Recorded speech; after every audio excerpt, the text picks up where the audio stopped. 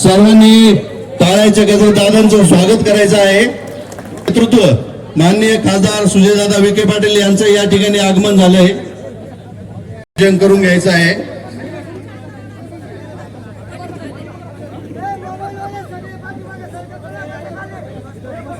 मान्यवरांना विनंती आहे, आपण महाराजांचं पूजन करून घ्या।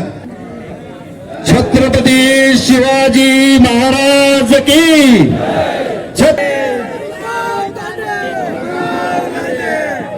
धन्यवाद।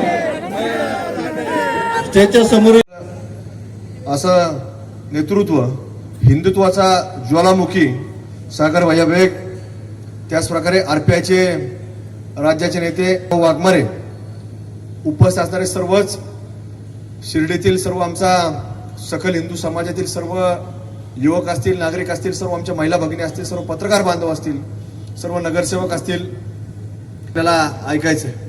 वेगवेगळ्या देवस्थानच्या परिसरामध्ये घडत असतात। मग या देवस्थानच्या परिसरामध्ये आपण पाहतो की कुठलंही देवस्थान असलं की त्याच्या आजूबाजूला काही लोक, हे ठराविक मंडळी आपल्या लोकांशी जवळीक साधतात आणि जवळीक साधून मग त्याला विनंती करायची। मग ते राजकीय लोक असतील, कोणी एखादा उद्योजक असेल, व्यापारी असेल, जिथे जागा असेल त्याला भेटायचं, त्याला सारखं पुढं मागं करायचं आणि पुढं मागं केलं की आपल्या मनामध्ये त्याच्याकडे छोटंसं घर निर्माण झालं की ते लोक हळूच आपल्यापाशी येतात, इथं मी फ्रूटची गाडी लावू का? आणि त्यावेळेला तो मराठीत बोलत असतो, मी फ्रूटची गाडी लावू। आपल्याला वाटतं फार गरीब व्यक्ती, आपण त्याला जागा देतो आणि आपल्यापाशी कोणी विचारलं की कोण आहे ते, फार चांगला माणूस आहे, आपण वकील पत्र घेतल्यासारखंच तुम्हाला सांगून त्याची बाजू मांडत असतो आणि ती एकदा नाही अनेक वेळा मांडत असतो। थोडा काळ गेला तो अजून एखाद्याला आणतो, मेरा कालू का छोकरा है, बहुत गरीब है, बहुत गरीब है, उसको एक बाजू में एक उधर से दुकान लगाएंगे, कुछ नहीं, तुम बोलेंगे वैसे, तुम बोलेंगे तब निकाल डालेंगे, त्याची गाडी लागते, झाली सुरुवात।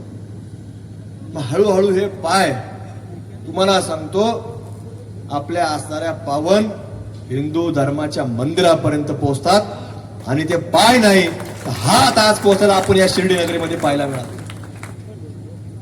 हे इथं आपण जाऊ तर ते भगवत आणि आपण एकदा आपली पाठ फिरली की तुम्हाला सांगतो ते पुरा त्याचं हिरवकरण झालं। पण त्याला आपण घेऊन जाऊ, जागृत आपण आपल्या घरी घेऊन जाऊ। आणि आम्ही सगळे लोक घेऊन आलो, थोडं त्यांनी नेलं, थोडं मी नेलं, थोडं बाकीच्यांना आम्ही वाटून दिलं, हे आपण सांभाळ, सगळ्यांना दिलं। आणि मग जिथं जिथं असल ते जागृत आहेत, तुम्ही सुद्धा ते घरी घेऊन जा, आपापल्या घरी घेऊन जा, आपापल्या गावात घेऊन जा, आपापल्या घराच्या परिसरात घेऊन, अरे जागृत आहेत ते उघड्यावर ठेवू नका कुठं, कारण कुणी त्याची विटंबना करत, हे तुम्ही काळजी घ्या। हे झालं थडग्यांचं। पण अशा पद्धतीनं जर कुणी पठाण येत असेल आणि त्याचा पठाणी तगादा दाखवत असेल तर त्याला तुम्हाला सांगतो छत्रपती शिवाजी महाराजांचं रूप हे आपण त्याला दाखवून दिलं पाहिजे। एक तरी व्यक्तीने दाखवून दिलं पाहिजे। एक जरी असला ना, तुम्हाला सांगतो एका ठिकाणी एक जर असला, बात हे तुम्हाला सांगतो, हे आपल्याला ही सकल हिंदू समाजावर वेळ यायची नाही। आम्हाला वेळ कुठली येईल तर त्याला सोडा, त्याच्यावर कारवाई करायची नाही, समोरच्यानी ऍक्शन दिल्यानंतर आमची रिॲक्शन आहे हे सांगायला आम्हाला यावं लागलं पाहिजे। पण प्रत्येक ठिकाणी व्यक्ती तयार झाला पाहिजे, की जोपर्यंत आपण तयार होणार नाही तोपर्यंत अशीच परिस्थिती आपल्याला प्रत्येक ठिकाणी पाहायला मिळणार। असाच एक जागृत तडगं दादा या आमच्या तिकडे मी त्या गणपती मंदिरापाशी होतो, विशाल गणपती मंदिरापाशी, आम्ही सगळेजण तिथे दर्शनाला जात असतो सारखं सातत्याने, काही ना काय असलं, काही शुभ कार्य असलं आम्ही सगळे लोक जात असतो। आमच्याकडे ती प्रथा आहे, कोणाचं असं तुमच्याकडे सुद्धा घरात काही लग्न कार्य असलं तुम्ही पहिली पत्रिका साईबाबांच्या मंदिरात, बरोबर आहे ना, तर आमच्याकडे सुद्धा तिथं ते गणपती मंदिरात पत्रिका टाकतो, लोक घेऊन गेले। त्यामुळं अशा सगळ्या परंपरा आपण सगळ्यांनी जोपासत चाला। पूर्वी असं एक फार मोठं तडगं नाशिक मध्ये आपल्या काळाराम मंदिरामध्ये असेल, कुठेही होत असेल तर तुम्हाला सांगतो हे आपल्याकरता महाराष्ट्राच्या अजिबात हिताचं नाही. पण आपल्या अशा देवस्थानाच्या परिसरामध्ये आपल्या प्रत्येकाचं कर्तव्य जबाबदारी आहे, आपण त्याच्यामध्ये लक्ष घातलं पाहिजे. तर आपण हिंदू समाजाच्या लोकांची आम्ही चर्चा करतो की काय करायचं, हे सगळं तपासून घ्या, काय वस्तुस्थिती आहे याच्यावर माहिती घ्या, आणि त्याच्यातनं जे खरं असेल तर त्या पद्धतीने आपल्याला पुढे जावं लागेल. आणि आजपर्यंत जेवढ्या घटना घडल्या तर एकही खोट नव्हती, सगळ्या खऱ्या होत्या, आणि त्या खऱ्यांना वाचा फोडण्याचं काम कुणी केलं असेल.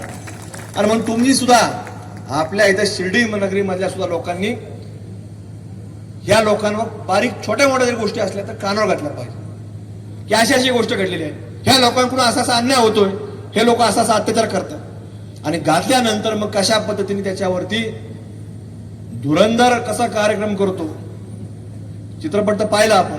तुम्ही म्हणले दादा धुरंधर है, अभी धुरंधर ये नया भारत है. ये नया भारत सिर्फ मारता नाही है, ये घर. हे नेहमी म्हणायचे की तुम्ही एखाद्या मोर्चामध्ये का सहभागी होत नाही. आमची मैत्री फार वेगळी आहे. ती मैत्री मी शब्दामध्ये सांगू शकत नाही.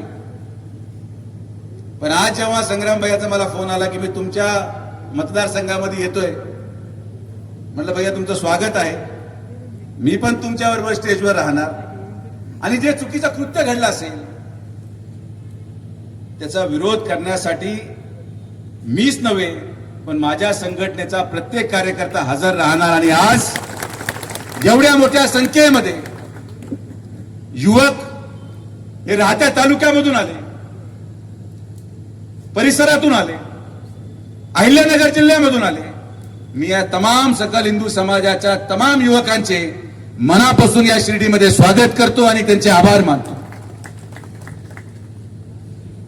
ही जी घटना आणि हे जे कृत्य घडलं हे निंदनीय आहेच, पण माझ्या मनामध्ये सगळ्यात मोठी वेदना जी झाली की हे कृत्य साईबाबाच्या प्रांगणामध्ये घडले. हे कृत्य साईबाबा संस्थान विश्वस्त व्यवस्थेने निर्माण केलेल्या साई भक्तांच्या साई आश्रमामध्ये घडलं. आणि हे कृत्य शिर्डी सारख्या पावन भूमीमध्ये घडलं, ही पहिली वेळ आहे. दुःख या गोष्टीचं वाटतं की ज्या शिर्डीमध्ये स्वतः साईबाबांनी सर्व धर्म समभावचा संदेश दिला, अशा संदेशाला कलंक लावण्याचं काम याच राहता तालुक्यामध्ये एका वाळकी गावाच्या युवकाकडून झालं, याचं दुःख मला मनापासून आहे. या तालुक्यामध्ये याच्यापूर्वी असं कधी घडलं नाही भैया, कधीच घडलं नाही. एखादी घटना कुठेतरी बाहेर गावामध्ये झाली असेल, एखादी घटना कुठेतरी एखाद्या शहरामध्ये झाली असेल, पण बाबाच्या मंदिराच्या प्रांगणामध्ये किंबोना बाबांच्या निर्माण केलेल्या या साम्राज्यामध्ये अशी घटना घडते. मी आमच्या विखे पाटील परिवाराच्या वतीने आणि माननीय नामदार राधाकृष्ण विखे पाटील साहेबांच्या वतीने या घटनेचा निषेध करतो, याची निंदा करतो आणि सक्त आणि कठोर कारवाई भैया त्या मुलावर केली जाईल. शब्द सुजय विखे तर तुम्हाला या स्फटावर आहे का नाही. लोकांना हा मनामध्ये प्रश्न आहे की का सुजय विखे सकल हिंदू समाजाच्या प्रत्येक मोर्चामध्ये येत नाही. लोकांना हा प्रश्न पडतो की का विखे पाटील परिवार भारतीय जनता पार्टीमध्ये असून देखील प्रखर हिंदुत्ववादीची भूमिका मांडत नाही. हिंदुत्ववादी भूमिका मांडण्याचे आपले आपले प्रकार आहेत, हिंदुत्ववादी होण्याचे आपले आपले प्रकार आहेत, हिंदू विचार पुढे घेऊन जाण्याचे आपले आपले माध्यम आहेत. मला गर्व आहे मी हिंदू असण्याचा. मी कुठे त्याच्यापासून लपलेलो नाही. आपल्या प्रथा परंपरा आपले विचार हे पुढे घेऊन जाण्यासाठी सुजय विखे सातत्याने काम करत आलेला आहे. पण काम करायची पद्धत जी कदाचित सागर बेग यांची असेल, माझे मित्र संग्राम भैयाचे असेल, ती कदाचित माझी नाही. काही कामांसाठी त्यांची गरज आहे, ते पुढे जातात, आणि काही कामासाठी माझी आवश्यकता आहे, मी माझ्या पाठीमागे काम चालूच आहे. असं नाही की आपण आपली जबाबदारी झटकून मागे सरकलो, पण प्रत्येकाला दिलेली जबाबदारी ही तितक्याच तत्परतेने पार पाडणं आवश्यक आहे. सागर भैयांना आवर्जून सांगायचे की तुमचे अनुभव फार वेगळे असतील. नगरमध्ये मी पण राहिलो, मी तिथलाही खासदार होतो. भैया तुम्ही तर श्रीरामपूरला आहात म्हणून श्रीरामपूर आज सावध आणि समृद्ध आहे, नाही तर श्रीरामपूर काही श्रीरामपूर राहिलं नसतं. तुमचे अनुभव तुमच्या भागामध्ये तुमच्या परिसरामध्ये असलेले वेगळे असल्यामुळे तुमची ती भूमिका जेवढी प्रखर आहे. पण मी सुद्धा साईबाबांना स्मरून सांगतो की आमचे अनुभव या तालुक्यामध्ये सर्व धर्माच्या लोकांचे फार वेगळे राहिले म्हणून कदाचित तुमच्यासारखी भूमिका घेण्याची कधी राहत्या तालुक्यामध्ये आम्हाला वेळच आली नाही. तेवढी प्रखर भूमिका घ्यायची कधी वेळ आली नाही. तुम्ही तुमच्या जागेवर अतिशय योग्य आहात आणि मी तुम्हाला सांगतो की हिंदू धर्माच्या संरक्षणासाठी सागर बेग असतील, संग्राम भैया असतील, जे भूमिका घेतात, मी 100% शेवटच्या श्वासापर्यंत या दोघांच्याही पाठीमागे खंबीरपणे उभा आहे. त्यांची भूमिका आहे म्हणून आज समाज सुरक्षित आहे. पण आज या राहत्या तालुक्यामध्ये आणि शिर्डीमध्ये कधी अशी प्रखर भूमिका घ्यायची भैया गरजच पडली नाही. आज मुस्लिम समाजाने त्या ठिकाणी नगर मनमाड रोडवर नगर मनमाड रोडवर अतिक्रमण करून तुम्ही जे काही थडके म्हणतात, मला माहित नाही काय अर्थ आहे त्याचा, तिथली असलेल्या मस्जिदीची तार कंपाऊंड नगर मनमाड हायवेपर्यंत आहे. काही त्यांनी स्ट्रक्चर बांधले, मला म्हणणं मान्य आहे. आम्ही एक मीटिंग घेतली आणि सांगितलं हे निघालं पाहिजे. 2 दिवसामध्ये त्यांनी सगळ्यांनी ते मागं काढलं आणि रस्ता होऊ दिला. ही या राहत्या तालुक्याची ओळख आहे. आजही शिर्डीमध्ये प्रत्येक ठिकाणी अतिक्रमणामध्ये राहणारे मुस्लिम समाजाचेच लोक भैया एक मीटिंग घेतली, सगळ्यांनी आपलं अतिक्रमण काढलं आणि मी जी जागा दिली तिथे राहायला गेले. हे शिर्डी शहर आहे.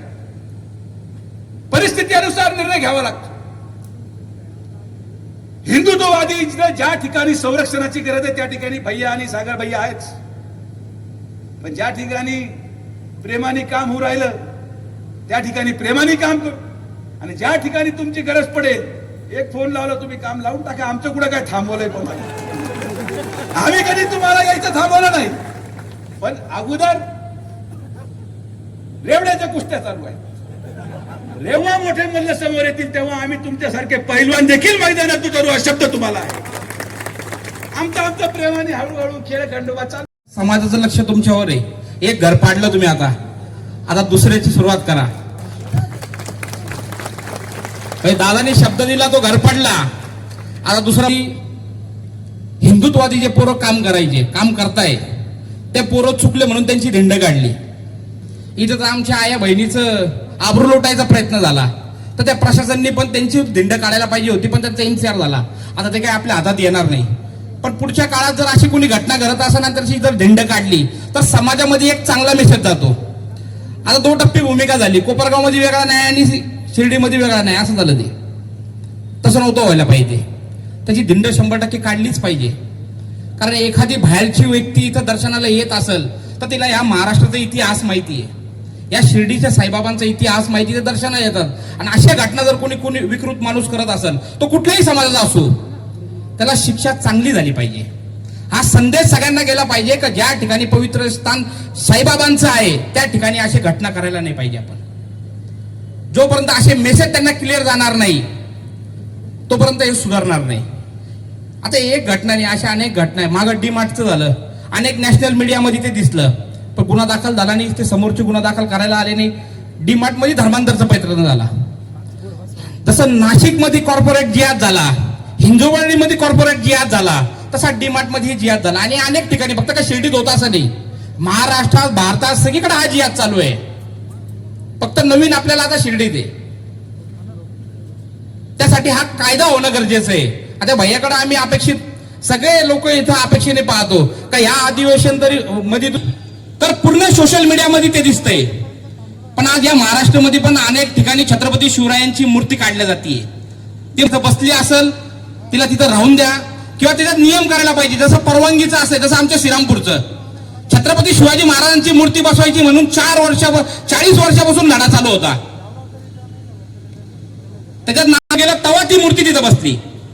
तसंच या महाराष्ट्रामध्ये कुठला तरी कायदा तयार झाला पाहिजे का ज्या ठिकाणी छत्रपती शिवाजी महाराजांची मूर्ती बसेल ते काहीतरी कायद्याने त्याला व्यवस्थित परत बसून द्यायला पाहिजे. जर छत्रपती शिवाजी महाराजांची मूर्ती या महाराष्ट्रात तोडली जात असेल तर याच्यापेक्षा मोठा दुर्दैव नाही आपला. पुण्यात त्यांनी त्या औरंगजेबाचे 40 दिवस यातना भोगल्या पण आपला धर्म सोडला नाही. त्या संभाजी महाराजांमुळे आज आम्ही इथे हिंदू म्हणून जगतोय. त्यांची मूर्त्या कुठेही बसली असेल तर ते काढलं नाही पाहिजे. सोशल मीडियाच्या माध्यमातून मोठ्या प्रमाणात त्यांचा अवमान केला जातो. त्याच्यावर कायदा झाला पाहिजे. कायदा असा आहे, आता मागे तो एक याच्यात त्या हत्या आहे आणि त्या हत्येचा बदला कायद्याच्या मार्फत